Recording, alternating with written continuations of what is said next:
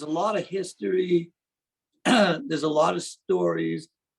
It's I recently told at our company Christmas party, I was asked to give like a little mini speech at the end, because I'm probably like, the most senior person there, at this point in my life.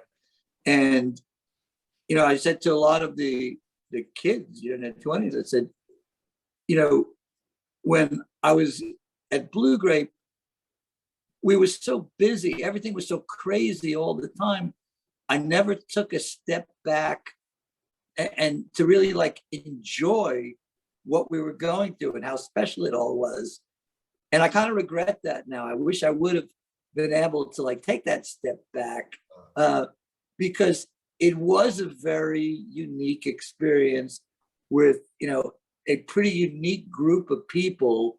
And it really was a family. And as, yes, did certain people at the label treat us like, we were Cinderella scrubbing the floors, Yeah, absolutely. But there were a lot of others, and people like Monty Connor, who and I've told Monty this many times, that I really owe most of my career to him as well as Holly and Scott, because he was always inclusive. So whenever he was even looking to sign a band, he would bring me with him to the dinners and to the shows. So I had really early access. I remember, Roadrunner was trying to sign the Deftones, and ultimately they didn't end up signing them. But I remember going out with Monty and the Deftones really early on, and developing a relationship with them, that if I was at just an independent merchandising company, unaffiliated with the label, that would have been impossible. I wouldn't even have known who they were until they had signed a record deal, already had a record out, and were having some success. I mean, we had very, very early access to all the bands. Sometimes that was great a lot of the time, but sometimes that would be a little bit problematic because we would end up having to merchandise them probably earlier than they would have traditionally been merchandised. Right. And you had to be careful on that. I mean, I think Doggy Dog was a great example of that, because they were signed really early, and look, ultimately they ended up hitting it huge in Europe. Yeah. And I mean, really huge. But back in the States, they had States though, right? Was that Ken? They never did that in the States though, did they? No. In my understanding, I mean, when Dog Eat Dog came to Europe, I mean, they were like, like huge. Huge. Like whatever that song was, the All Boro Kings, massive. And the people were saying that, oh yeah, but they play to 50 people in New York and stuff like this. And you're going, right, they were still playing, CBGBs in New York, but they were like, headlining the Dynamo Festival. Exactly. And so it created a really challenging situation, because I remember Mandy Brown, who worked for us in Europe, she's like, they're our biggest band. And I'm like, you're fucking kidding. It's like, because they weren't for us in the States. So, it created a challenge, because, they were treated like the biggest band that they were in Europe.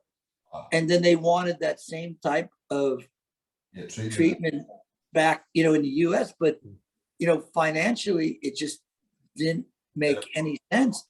They couldn't sell the level of merchandise. But how do you tell them that? It's not easily. And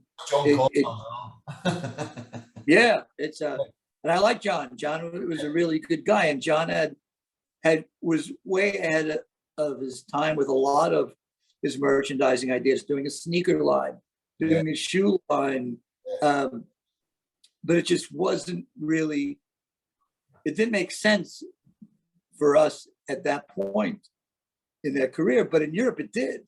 Yeah. So, there were benefits, but there were also certain, drawbacks to being so early in the relationship. The problem, yeah, as you say, so many of these bands that, if you take on a band, if it's too small, then, trying to do everything for them for merch, it just doesn't work. It becomes a disaster, and could fall out over it, because basically what you said earlier on is, like, some of them, they just need gas money, Right. They're trying to eat off it, so they need some t-shirts, and like they need to live off it. But we'd be like, oh yeah, so then we give you these, and then we do the royalty deal, and where are the figures? And they're like, I don't know, my girlfriend sold one, and somebody gave me a drink, and so I gave them a t-shirt, and that was it, But quite early on, I sometimes felt that, we were trying to make a business for some of these bands that, it was like, it was too much too soon for some. Yeah, definitely. Was that the experience sorry, go on, Felix. You remember Cynic? I remember the name, but I don't know. So Cynic was like a young metal band, and they were managed by Debbie Bono, who managed Obituary. Yeah. And Obituary, after Sepultura, Obituary were probably, in the early days, our number 2 band. Yeah. And they did, a lot of merchandise.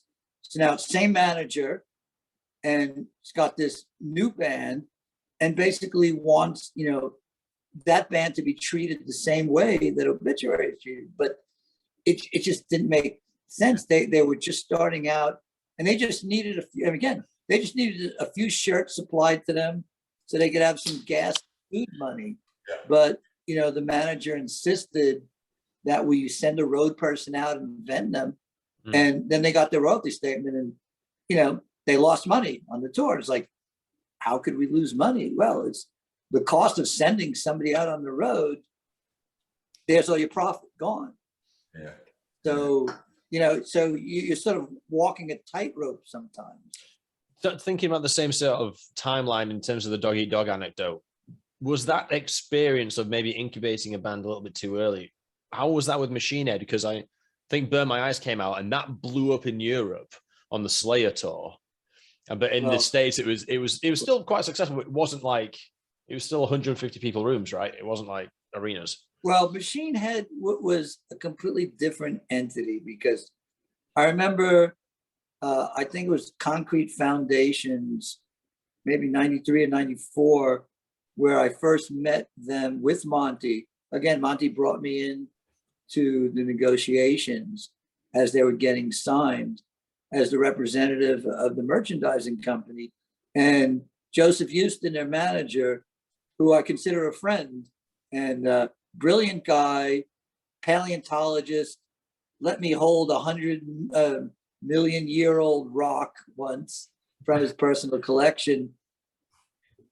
He understood that what the merchandising value of the band was.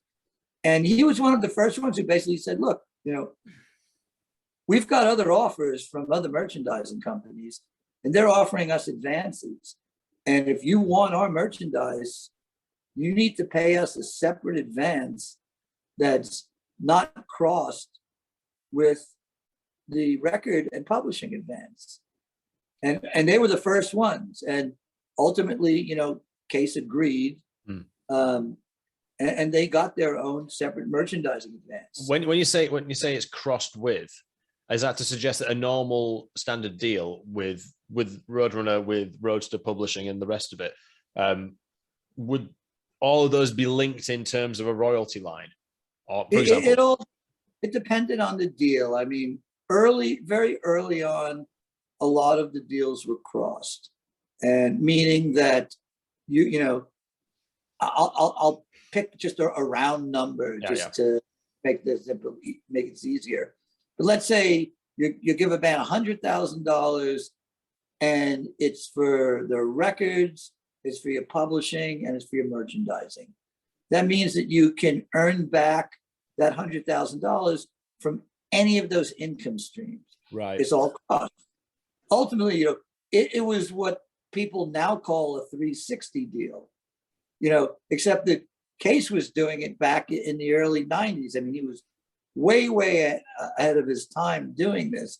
And people back then said, oh, you're crazy, you can't do that. The word crossing advances was a dirty word back then. And eventually, all the labels ended up doing it. Mm-hmm. But ultimately, the advances became uncrossed. And I can't speak for the record and publishing advances. They may have stayed crossed. I don't know, because I didn't really get involved in the publishing world. Sure. But I can tell you that the merchandising advances after Machine Head all became standalone advances that solely could be recouped just from merchandising income. And Machine Head were really, you know, at the forefront of leading that for other bands. But there was always sort of this feeling with Machine Head that they were going to sort of be this merchandising machine, that their logo was fantastic. That Diamond MH logo, you could just see that you could put that on anything. You know, it was the whole Oakland thing, you know, it was always Oakland versus Brooklyn, you know, Machine Head versus Biohazard. And having grown up in Brooklyn, I can tell you Oakland is very much like that. So, you know, we gladly gave them the advance, and, you know, they grew very quickly. Mm-hmm. You know, I remember, you know, I mean, I still think I've got a pretty good relationship with Rob. I haven't seen him in a while. I ran into him in San Francisco a few years ago. You know, I think he has some bitter memories about the whole Roadrunner Blue Grape experience, but at the end of the day, I mean, we always tried to do right by them, and you know, they sold really well. Yeah. They you know, they really were like a merchandising machine. How did that still? There's another thing I want to ask here, just because something you said there was really intriguing to me. But how was Machine Head compared? Let's compare Machine Head 94, that era, to Machine Head 2007 to 2010. That's a different beast, isn't it? Because Monty regards that as Machine Head shat lightning twice, which is impossible. Yeah, I mean, it's look, it's just, you know, it's apples and oranges, I think, at that point. Right. You know, that era, 94, 95, 96, for Machine Head, you know, that was really special time for them. Mm-hmm. And, you know, they really connected with their fan base at that point. I mean, they were a great live band. Yeah. I found some photos. I guess I was standing on the side of the stage and I was just taking photos of them as they were performing on just like a cheap disposable camera. And I found those photos recently. And, you know, you almost feel like the energy coming off the page of those photos. They had it. They were really great. You know? Yeah. The one thing you mentioned there, which wouldn't resonate with myself or Kenny being from the other side of the Atlantic, but you mentioned Oakland versus Brooklyn. Is that you recounting that from a vocational business perspective, or is that a cultural thing? Was there an Oakland versus Brooklyn mentality? I know there's a rap thing, isn't there? There's a rap thing around that time. Yeah, I don't think that there really was a cultural thing. You know, it wasn't like in the rap community, like New York versus LA. Mm. It was just, you know, I think if you look at a band like Biohazard, how they treat, and I just saw, you know, several of them very recently at the Rainbow again at a wake for their old manager, Scott Koenig, who managed Bio Beer Factory.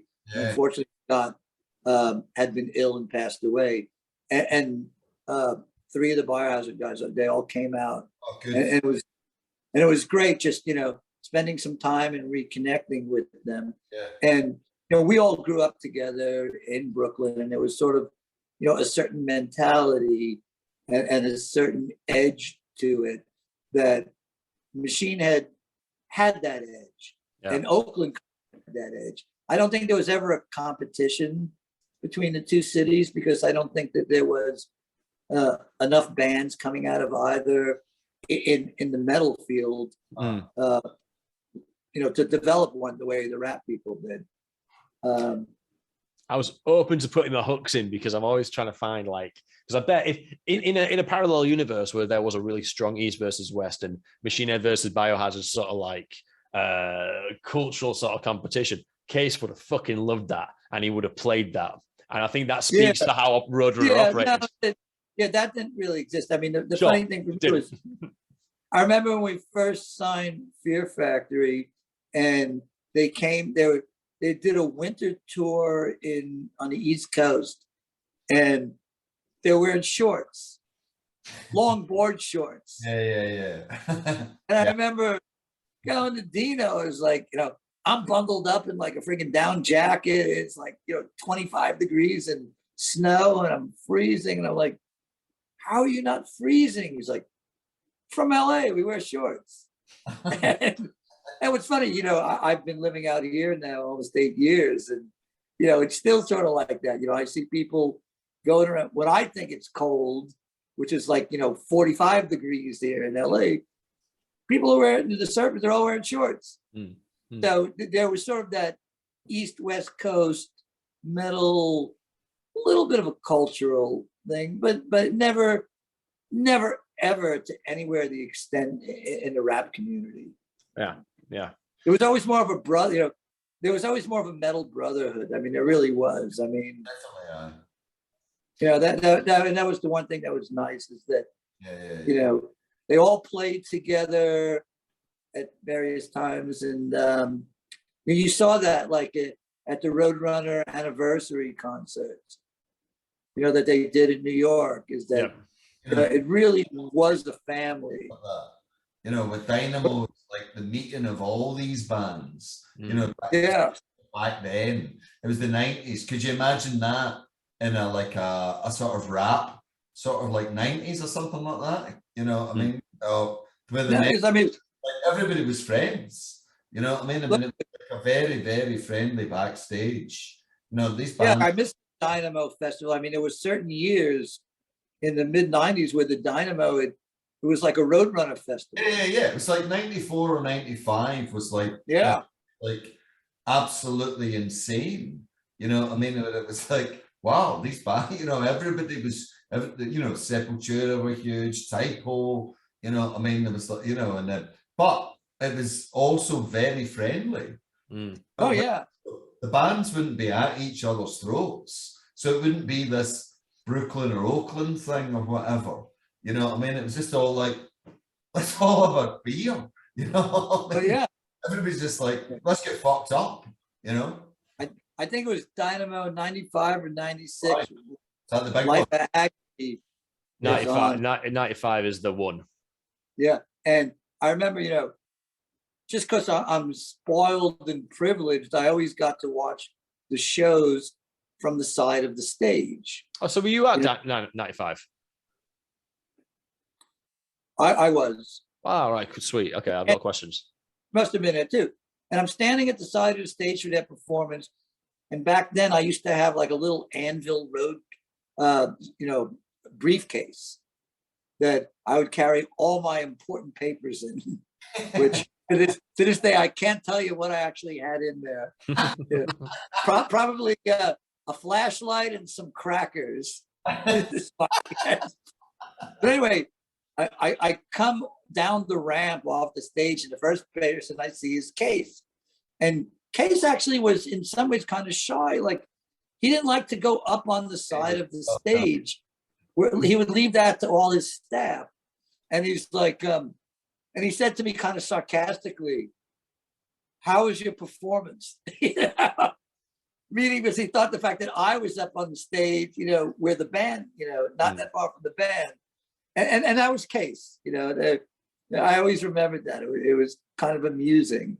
He preferred to be in the background at these type of festivals. Yeah. Yeah. As we move into what we're going to regard as the Slipknot and Nickelback era, there's three people I want to bring some sort of attention to, two of which you'll be familiar with, Felix, but one you'll both be because you've just alluded to it. Holly Lane, then. Obviously, that's going to be a knowledge gap because she passed away last year. But what are your memories of her?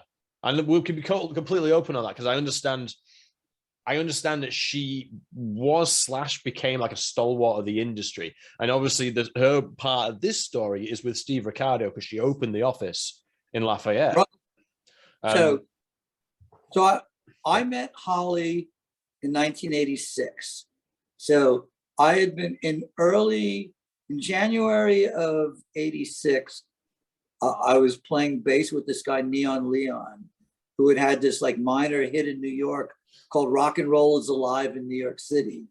Cool. And Leon was like the first black punk rocker. He was at the Chelsea Hotel with Sid Vicious. He was like really part of the whole Max's Kansas City scene. And the drummer was this guy named Glenn Hamilton. And Glenn had this friend who was best friends with Holly, this woman named Merrill Herwick. And through Merrill, I was introduced to Holly. And Holly kind of like took me under her wing. And this was the King Diamond era. And Abigail had just come out. And we went to a lot of shows seeing King. We would ride. Roadrunner hadn't actually paid for a tour bus yet. So King and his band, Mickey D, went on to play drums with Motorhead. They were touring in a Winnebago motorhome. And I remember me, Holly, and the band and crew were all in this motorhome riding down to, you know, New Jersey to whatever the show was. And Holly introduced me to everybody. I mean, she was really like the first person who, you know, I would say, you know, really mentored me in the industry, and was usually helpful. And then she left and she went on to Mechanic Records. Yeah. And then ultimately she came back when Case had done a deal with, was it Next Plateau, Eddie O'Loughlin, who had done rings a bell. Salt and Pepper. He had done a deal, you know, because Case was really expanding in the late 90s. Yeah. And had become partners in this sort of, not really a hip hop label, but it's sort of like pseudo hip hop. Mm-hmm. And he brought Holly back to work with that label. So then I worked with her, you know, briefly again. And, you know, I mean, you know, she was great. I mean, a little crazy, but, you know, we all were back then. You have to be. But, you know, Steve Ricardo, this woman, Regina Joskow, yeah, and they had an intern named John Bello, were the origins of Roadrunner. They were the first origins of Roadrunner in the US. And then I remember going there and they're like, oh, we hired a general manager, this guy, Doug Keogh. And I was still trying to get signed to the label at the time. So I had brought them like some new demos and I had to meet this guy, Doug Keogh, this new guy. And it was a 2-room office and he was in his own room and the rest of them were all in the other room. I remember thinking, well, that doesn't seem very fair. And I think he had come from, I don't remember exactly, I think like Celluloid Records perhaps, but. It was a jazz label, right? He'd come from, yeah, I think it was at the time. But I didn't really think much, you know, to be perfectly honest, sorry, Doug, but I didn't really think much of him at that first meeting. Seemed like a bit of an ass. But you know, he ended up actually being a huge help to me very early on and was a big, you know, champion for me when I first started. So I owe him that. But in those early days, I mean, you know, King was the biggest thing they had. I remember when King sold he went over 100,000 records. And that was the first time that Roadrunner had a record that sold over 100,000. And then they got him out of the Winnebago and onto a proper tour bus. Awesome. And that was like their first tour bus. And that was a big thing. Did you have any dealings with Ian Flint? Of course. What are your memories of him? Ian Skinflint, you mean? Love you, Ian. So Ian, look, Ian did my taxes one year. Ian originally was an outside accountant for Roadrunner. Yeah. And Ian also was a huge help when I started. We put in this inventory system at his urging called ACPAC. And both Ian and Sean McGoldrick, who worked for him, they really trained me in this system. And it was all about, having to track inventory, which, as Ken alluded to earlier, it is like super important for our business because that gets away. So I worked really closely with Ian, and very early on in the Blue Grape days, and it's funny, I was thinking about this story the other day. We got in a little, I got in a little over my head. I started ordering I realized like very early on that like ordering blanks, Fruit of the Loom, Hanes out of the market wasn't the way to go because A, they were too expensive. And we were basically selling Hanes and Fruit of the Loom. And it'd be better, I looked at what Brockham did and I found out, Brockham, who I idolized, that they used a mill called Cressona in Pennsylvania that made their blanks and put their own labels in. I was like, well, that's what we're going to do. We're going to make our own blanks. We're going to put our labels in. But back then, the mills had very specific programs. You couldn't just order black T-shirts. You had to order black, white, and ash T-shirts every month in certain allotments. And as you know, we didn't really use a whole lot of ash or white T-shirts. And I used to try and beg these bands. I remember I got Obituary, I think it was World Demise, like on a white and an ash shirt, just because I had all this inventory. It's like, what am I going to do with it? And, I was still new to the business and I didn't realize like how quickly my inventory of non-black was building up because each month I was getting these shipments. And all of a sudden I owed Cressona hundreds of thousands of dollars. We didn't have it. And I went to Ian and I was like, it was my tail between my legs. I was very embarrassed. I was like, Ian, I don't know what to do. What are we going to do? And he said, we're going to go over to Amsterdam. We're going to meet with Case and we're going to get better funding because Blue Grape was funded with a very low initial investment. I don't remember what the exact amount was. I want to say like 20,000 euros or something like ridiculously low.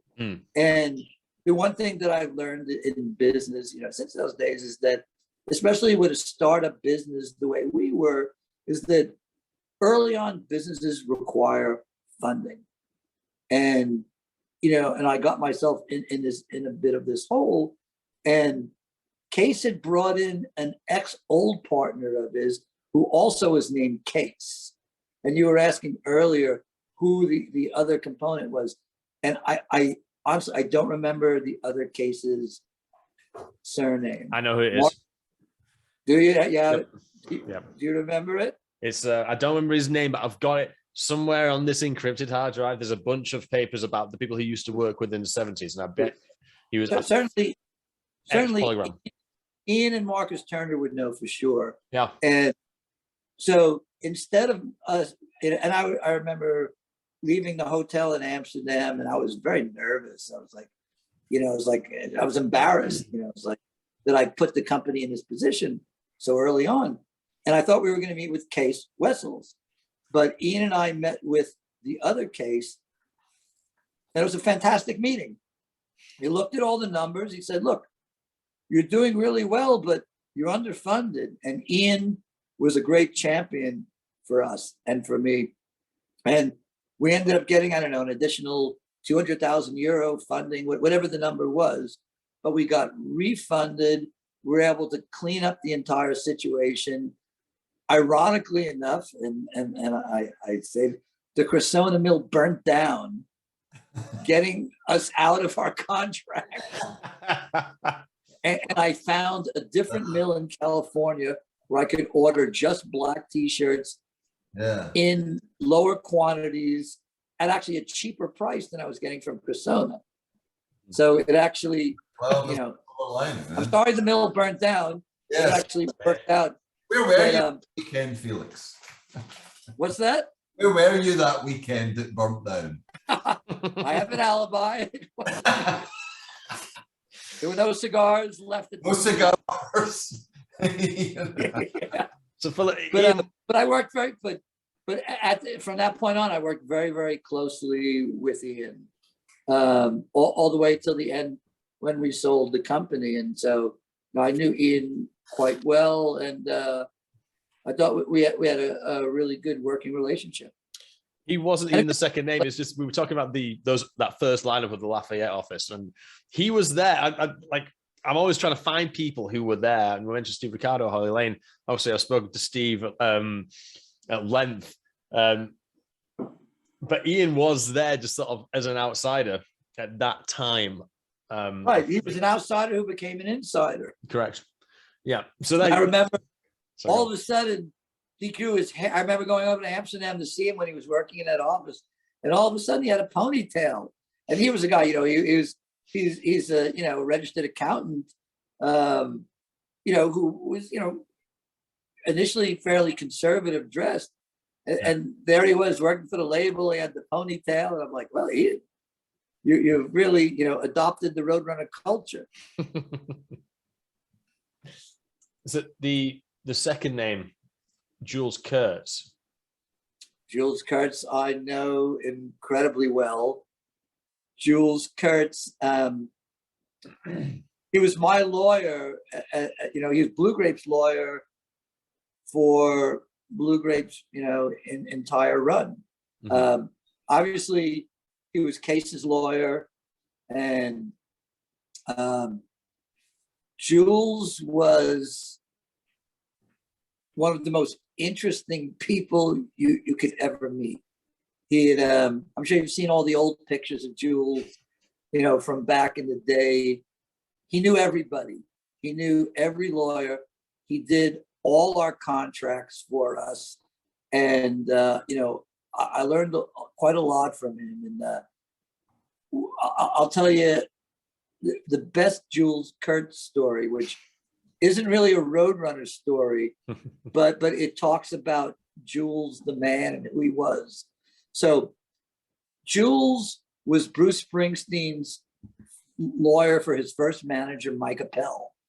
Mike Appel ripped Bruce off.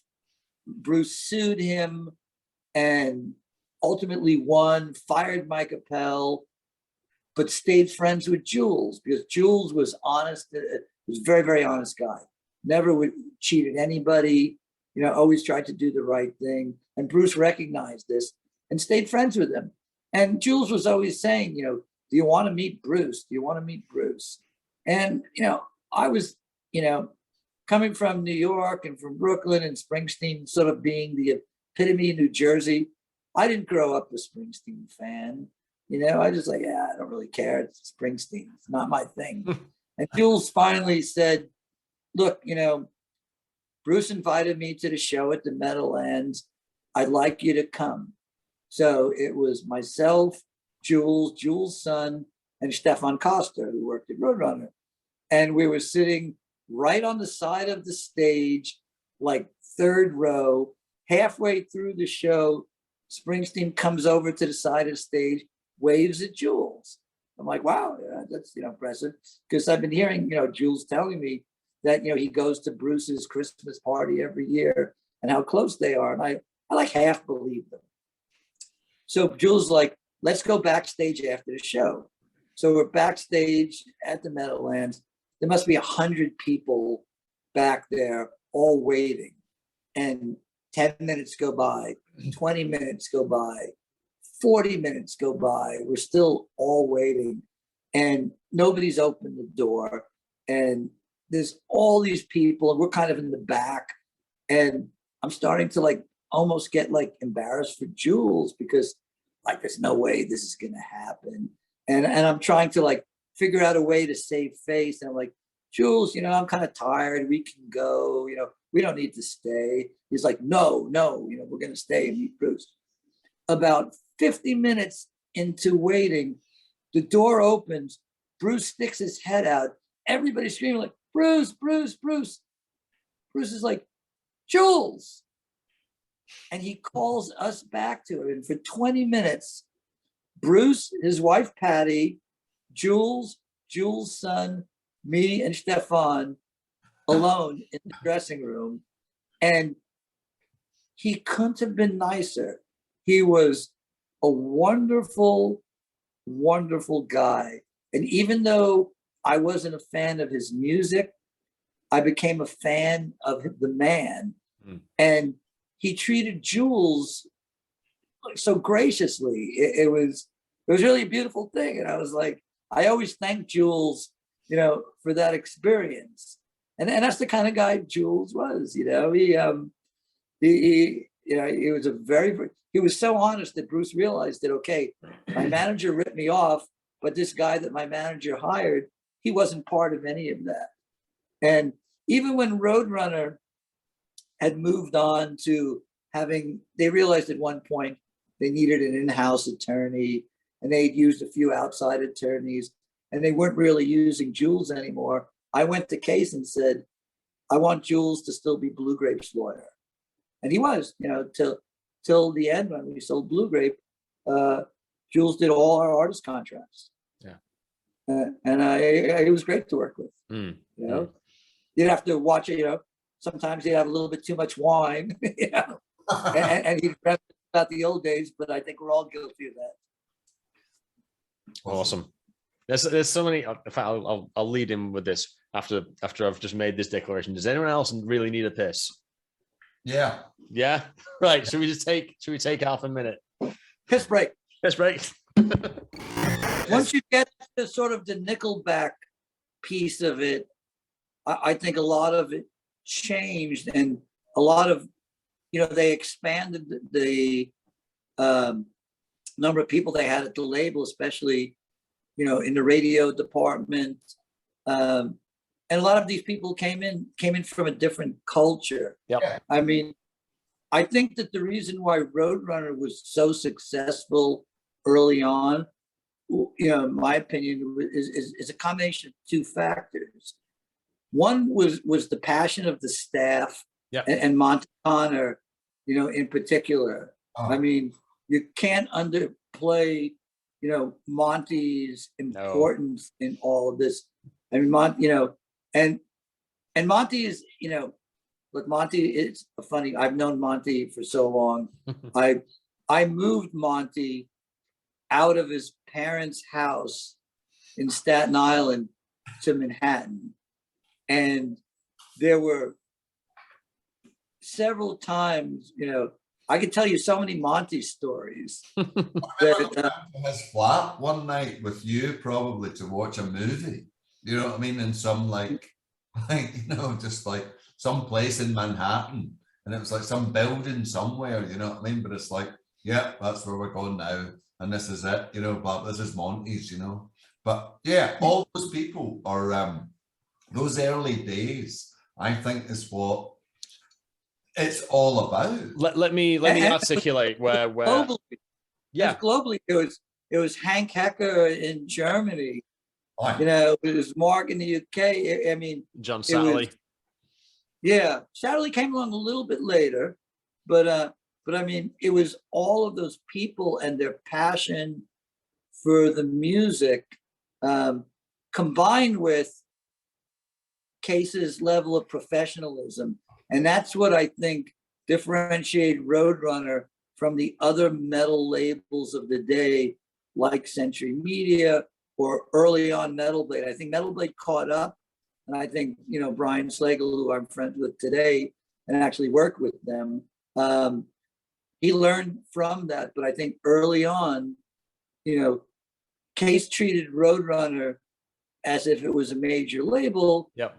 but it wasn't at that point. But the passion of the staff, you know, people work really long hours. They work weekends. They were living it. Yeah. And that showed. And then I think later on, you know, it became more like some of the major labels where that passion isn't really there anymore. It's just a job. Well, that's my whole feeling about, I mean, you know, those earlier days of, but you know, the staff, Erwin, Ronald, all that, they're so bought in, you know, Oh yeah. and upstairs, and you know, Marcus and everybody that worked, and Gerrit and you know, whoever else I can remember. I've spoken about them before. Women you ruin. Everybody was bought into the company. Yeah. You know, and I'm talking from the European side. You know what I mean? And I was an outsider. I came in, but you could see that. You know what I mean? They were so bought in to the company. So oh yeah, he brought that ethos. You know, he brought that and or made that, and everybody was like, "I'm all in." You know, I'm going to ask the question like at the end. Let's ask the question at the end, which is like, why do you think Roadrunner is so important? Because we've kind of done a round robin there, and I've got my understanding of why it's important, especially when you compare it to say a Metal Blade or a Century Media. I've got my own thoughts on that. Obviously, I didn't live it, but let's jump into my third name. We've had our piss now. We're all fresh. But it's one you just all alluded to when we were talking about Fear Factory, which is Scott Koenig. So I'm quite interested in the relationship between the managers and the label, because I think it really exposes the nuances of how the label would treat certain bands and what the bargaining positions were. And therefore we can kind of break down, we can pierce the veil and lift the veil on what it's like to be a band that is subject to a record label and vice versa. But Scott, I did reach out to quite early on, but I didn't get anything back. I was probably using like an older email or something like that. No, it's a shame. He's no fucking joke. And something which you've alluded to across this conversation is there's a lot of like music royalty. We could even just say that the music industry itself is quite a small industry, and there's no avoiding this, but there's quite a lot of rock royalty that bleeds into Roadrunner in some interesting ways, either through Kurt or through Holly, through what she ended up doing. And I mean, Steve Ricardo signed Poison. That's no fucking joke. To in effect, you know, it's kind of interesting, like the weird incestuous nature of the personnel involved. But Scott Koenig, to those who don't know who Scott Koenig is, the easiest way to introduce it is to watch the Fight for Your Right to Party video, because he's in that.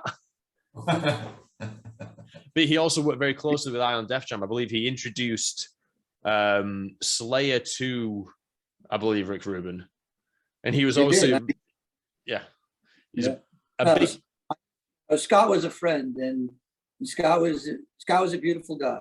I mean, it was very sad, you know, his passing this year.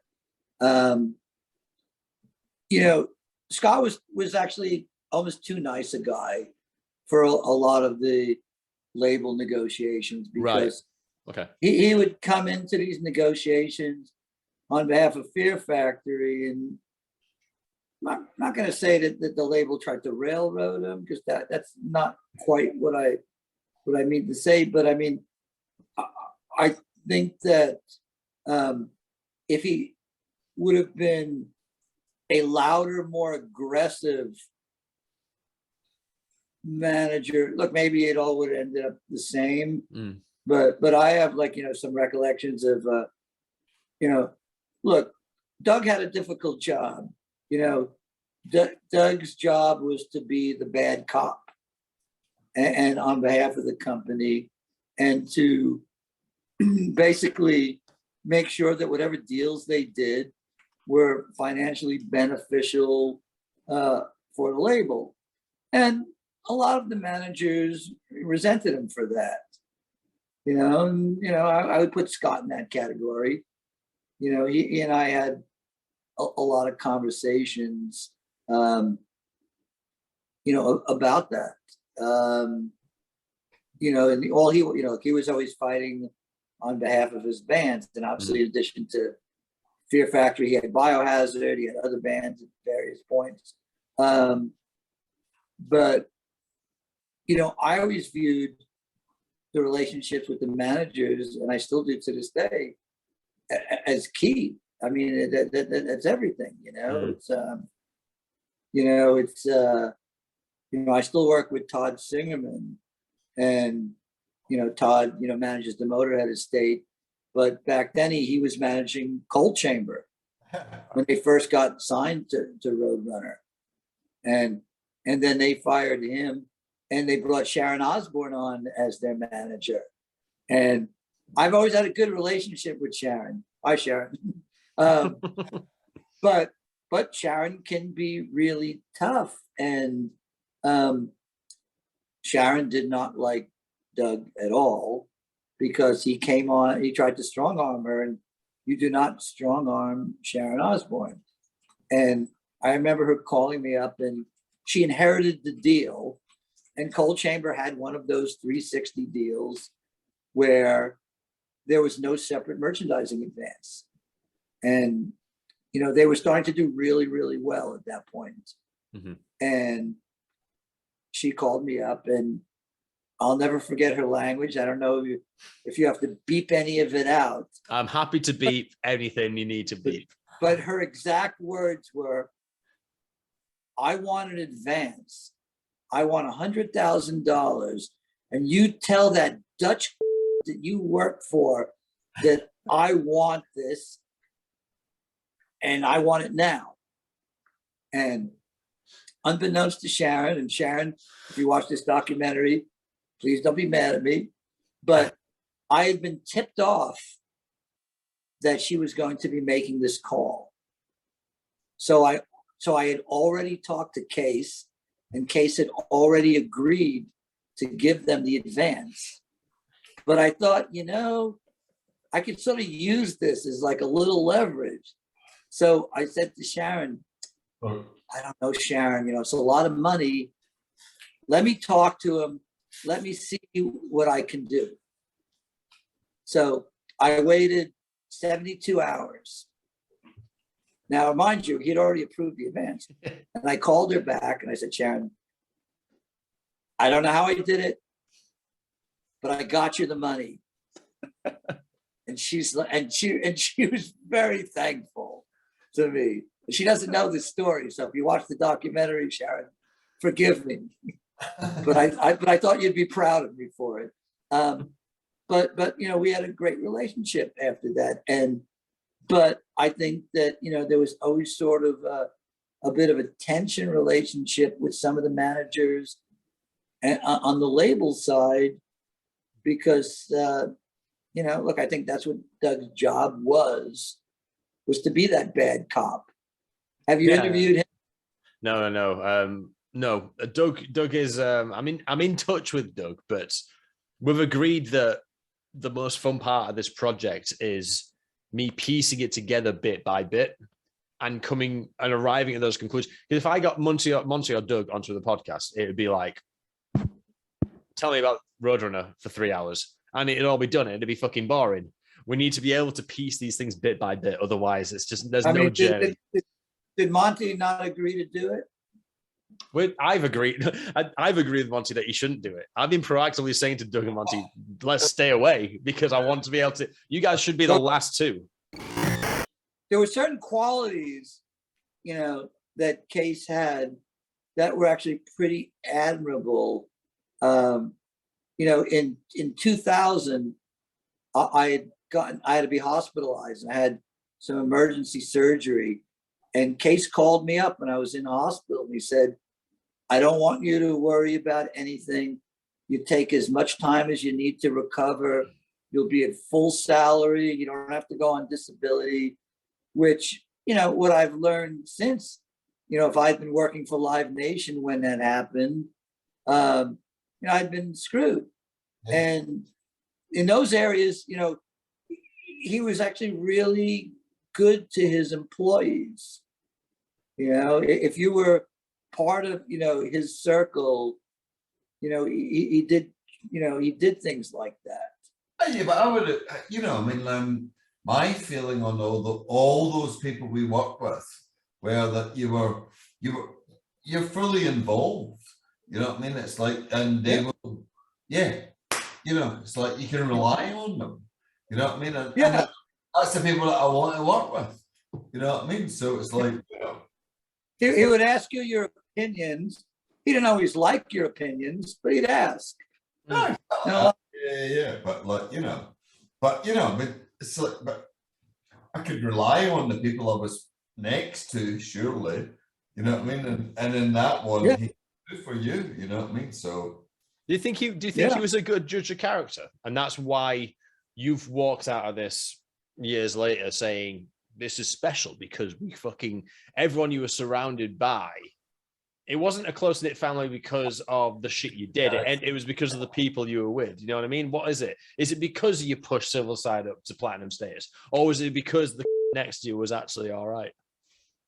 no, I think it was a good judge of character. You know what I mean? I think that's obviously why he's got where he's at. You know what I mean? So it's like, you know. But I'll tell you something funny that, you know, I was told the story from the Dutch office. Now, you have to understand. Are we still off record? No, we can go on record this. So Oh, you have to understand the Dutch office. the Dutch culture. Yeah. And- National World. So I have a great book that I think Ian actually gave me called The Undutchables. Untouchables. And That it was about an Englishman living in the Netherlands and his observations, because the Dutch, you know, are a very different culture, certainly to the United Kingdom, to the United States. You know, they like to do everything by committee. They like everybody's opinion counts, whether you're the floor sweeper or you're the CEO. Everybody gets to put an opinion, and you vote on it and come up with a consensus, which is very different from, I grew up in a more autocratic way of doing business where, like, I'm the boss, it's my way or the highway. But, you know, Case being Dutch, but spending a lot of time in America and England as well, sort of had sort of like a hybrid sense of this. But there were certain people in the Dutch office that had watched this documentary that was on Dutch TV about, to be a good boss and a good leader, you know, you need to have more interaction with your staff, including like touching them on the shoulder, telling them that they did a good job. Because Case wasn't one of those people that was like a warm, fuzzy boss that would tell you, hey, you've done a great job. If you didn't say anything, he would tell you when you fucked up. Yeah. But if you didn't say anything, that meant that you did a good job. So if you were the type of person that needed that kind of encouragement, well, then he wasn't really the right boss for you. If you were somebody who was confident in your skills and your abilities, and knew that you did good, well, then you were great. So this TV show goes on, and I think it was Ronald, who worked with us, buys this book for Case that I guess they had talked about in the documentary, about, you know, how to be a good boss. And in this book, it talks about, you know, you should touch your employees like on the shoulder, like once a day, pat them on the back and tell them they're doing a good job. And Ronald, because he's Dutch, has no qualms about leaving this book for the CEO. Ronald's like a clerk at this point, leaving this book for the CEO of the company worldwide on his desk with a note like, you know, 2Ks from Ronald. I thought this would be good reading for you. Where in America, you'd be scared for your job to do that. You would never do that, you know.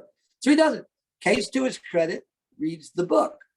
Now we know that he read the book because the next week he went around tapping everybody on the shoulder, being like, "You're doing a good job." And everybody was so freaked out in that office because they were. It was so.